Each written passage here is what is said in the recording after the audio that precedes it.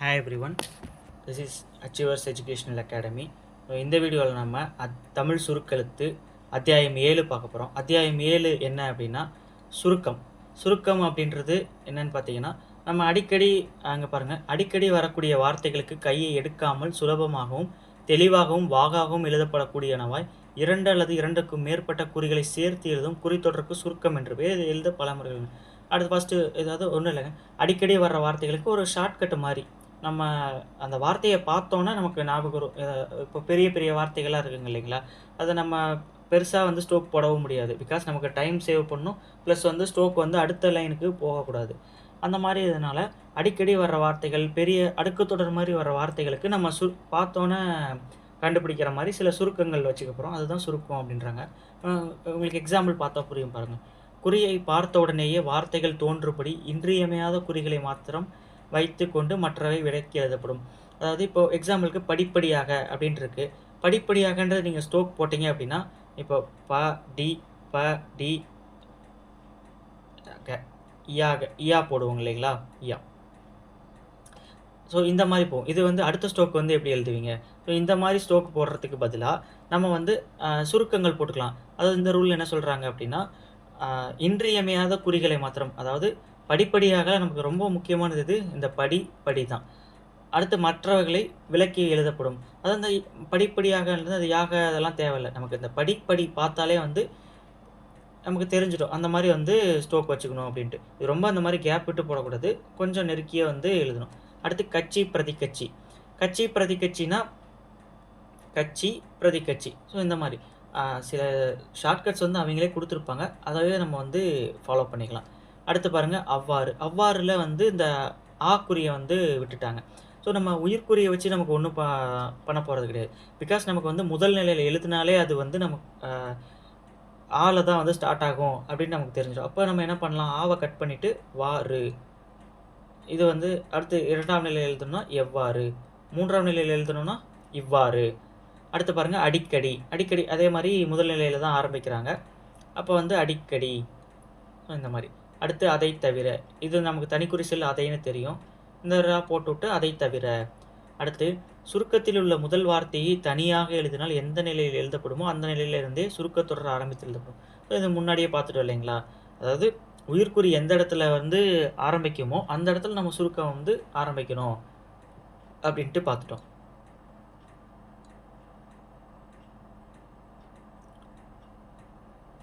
அடுத்து பாருங்கள், தமிழில் அது இது அப்பொழுது எப்பொழுது இப்பொழுது என்பன போன்ற வார்த்தைகள் வருவதை கவனிக்க. சுருக்கத்தில் அதுவரை என்பது முதல் நிலையில் எழுத காட்டப்பட்டிருந்தால் எதுவரை என்பது 2ஆம் நிலையிலும் இதுவரை என்பது 3ஆம் நிலையிலும். ஸோ இதெல்லாம் நமக்கு தெரிஞ்சது தான். ஆலவ ஸ்டார்ட் ஆனால் நம்ம முதல் நிலை, ஏழு ஸ்டார்ட் ஆகும் 2ஆம் நிலை, ஈல ஸ்டார்ட் ஆனால் 3ஆம் நிலை. இது நம்ம ஆல்ரெடி வந்து இது பண்ணியிருப்போம், அதை ஸ்கிப் பண்ணிடுங்க. அடுத்து ஒரு வார்த்தைக்கு பின் என்ற அல்லது என்று என்னும் சொற்கள் வந்தால் அவற்றை காட்ட ஒரு சிறிய மெல்லிய கோடு வாகுக்கேற்ப மேல் நோக்கியோ கீழ் நோக்கியோ அதற்கு முன் வரும் கோட்டோடு சேர்த்து எழுதப்படும். ஸோ இந்த மாதிரி சின்ன கோடு தான் என்று. ஸோ அது வந்து நம்ம எந்த இடத்துல வந்து ஒரு ஸ்ட்ரோக் முடியுதோ அதுக்கு எந்த பக்கம் வாட்டமாக இருக்கோ மேல் நோக்கியோ அல்லது கீழ் நோக்கியோ எழுதிக்கலாம் அப்படின்றாங்க. இப்போ அல்லவென்று அப்படின்னா அல்ல மேல் நோக்கி அல்லவென்று. இருக்கிறது என்று பாருங்களேன், இருக்கிறது என்று ஆல்ரெடி நம்ம கீழேருந்து மேலே எழுதுவோம். அந்த மாதிரி இடத்துல வந்து நம்ம கீழ் நோக்கிய என்று வந்து யூஸ் பண்ணிக்கலாம், இருக்கினவென்று. அடுத்து பாருங்கள், ஆனால் என்று அல்லது என்ற என்பவை பிற சொல்லோடு சேராமல் தனியே எழுதப்படும் போது சிறு கோடு போடப்படுவதில்லை. என்ற அல்லது என்று என்பதற்கு தனிக்குறி தான் எழுதப்படும். இப்போ இந்த மாதிரி வார்த்தையோடு சேர்ந்து வருது, அல்லவென்று, இல்லை என்று, இல்லை என்று கூறினார்கள். இந்த மாதிரி வரும்போது இந்த சுருக்கத்தை வந்து நம்ம யூஸ் பண்ணிக்கலாம். இல்லை என்று மட்டுமே தனியாக வருது, இப்போது என்ன என்று சொல்வது அது கூட வராது. ஸோ என்று மட்டும் நம்ம தனியாக வருது அப்படிங்கிற பட்சத்தில் நம்ம என்றுக்கான ஸ்ட்ரோக்கை தான் வந்து நம்ம போடணும். என்று என்ற அதுக்கான ஸ்ட்ரோக்கை தான் வந்து போடணும். அடுத்து பாருங்கள் சுருக்கங்கள். இனிமேல் ஒவ்வொரு பயிற்சிக்கும் முன்பு சில சுருக்கங்கள் கொடுக்கப்படும். தனிக்குறி சொற்களைப் போலவே இவற்றையும் பற்பல முறைகள் எழுதி பழகும். சுருக்கங்கள் அதான் நம்ம அடிக்கடி வர்ற வார்த்தைகளுக்கு இந்த மெய்க்குறியை மட்டும் பார்த்தோன்னே கண்டுபிடிக்கிற மாதிரி ஷார்ட்கட்டுன்னு சொல்லுவோம் இல்லைங்களா. இது ஒரு அடிக்கடி இந்த மாதிரி எல்லா பின்னாடி வர சாப்டர்ஸ்லாம் வரும். ஸோ இதையும் நீங்கள் வந்து நல்லா ப்ராக்டிஸ் பண்ணிக்கணும். இப்போ இது பாருங்கள், அதாவதுக்கு தா போட்டுக்கிட்டாங்க, வது சிம்பிள் போட்டுக்கிட்டாங்க. வது இது வந்து நம்ம முன்னாடியே பார்த்தோம் இல்லைங்களா போன தனிக்குறி சொல்லையே. அடுத்து அதுவரையில், அது வரைக்கும் நம்ம இந்த மாதிரி பார்த்தோம். யா குறி. அடுத்து இல், அது வரையில். அடுத்து அத்துடன், ஆ போட்டு து டன். டன்க்கு வந்து இந்த மாதிரி டா போட்டு சின்ன கொக்கி போட்டால் இன் அப்படின்ட்டு போனதுலேயே சொன்னோம். ஞாபகம் வச்சுக்கோங்க. அத்தகைய, தா போட்டு யா போட்டுறாங்க. அத்தகைய. எத்தகைய அப்படின்னு வந்துச்சுன்னா 2ஆம் நிலையில் தா போட்டு யா போடுவாங்க. அடுத்து அதேப்படி, அதுக்கு தா போட்டு படி தனியாக போட்டுறாங்க. அதுவும் ஒரு, தா போட்டு அதுவும் ஒரு. அதல்ல. ஸோ இது உங்களுக்கு எல்லாமே பார்த்தாவே புரியும். ஒன்றும் இதில் வந்து ரொம்ப கஷ்டமான இதெல்லாம் வந்து இல்லை. எல்லாமே உங்களுக்கு வந்து பார்த்தா புரியும். அதை அந்தந்த படிப்படியாக நாளுக்கு நாள் மட்டும் வந்து இந்த மாதிரி கட் பண்ணி வரும். பிகாஸ் நீங்கள் நாளுக்கு நாள் இந்த மாதிரி தனித்தனியாக போட்டிங்க அப்படின்னா அது ரொம்ப இடம் போகும். இல்லை வேறு ஸ்ட்ரோக் மாதிரி தெரியும், வேறு வேர்டு மாதிரி தெரியும். அப்படின்றனால நாளுக்கு நாள் வந்து கட் பண்ணி போட்டிருப்பாங்க. அடுத்து தனித்தனியாய், கட்சி பிரதேசி, அடிக்கடி, இடையிடையே, இடைவிடாமல், அங்கங்க. ஸோ இது வந்து இது 2க்கும் டிஃப்ரென்ஸ் என்ன அப்படின்ட்டு பாருங்கள். ஏற்பட, ஏற்படு, ஏற்பாடு அப்படின்ற போது உங்களுக்கு அழுந்திய டா வரும். அழுந்திய டா வரும். ஸோ ஏற்பட்ட, ஏற்பட்டு அப்படிங்கும்போது மெல்லிய டா வரும். டிஃப்ரென்ஸ் புரியும்னு நினைக்கிறேன். அழுந்திய டா, இதுக்கு வந்து மெல்லிய டா வரும். அடுத்து ஏற்படுத்த, ஏற்படுத்தி.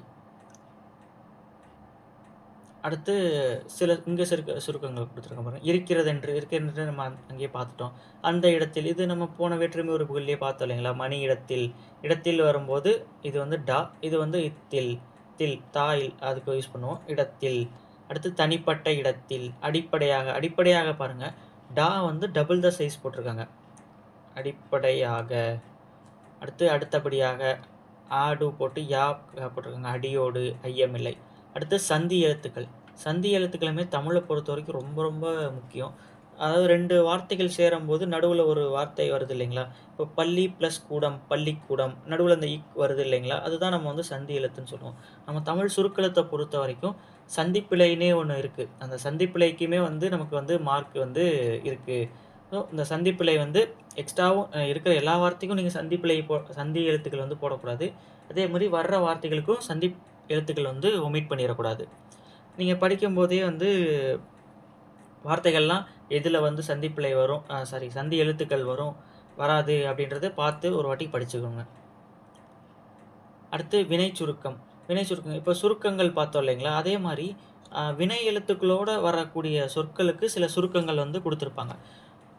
இப்போ நம்ம சுருக்கங்களுக்கு வந்து மீனிங் இருக்கும். இப்போ அந்த அடிக்கடி அப்படின்னா அதுக்கு ஒரு வார்த்தை இருக்கும். இப்போ இந்த வினை சுருக்கங்கள் அப்படின்றது ஒரு அட்வர்ப் மாதிரி. அது வந்து ஒரு வெர்போட சேர்ந்தால் தான் அதுக்கு மீனிங்கே.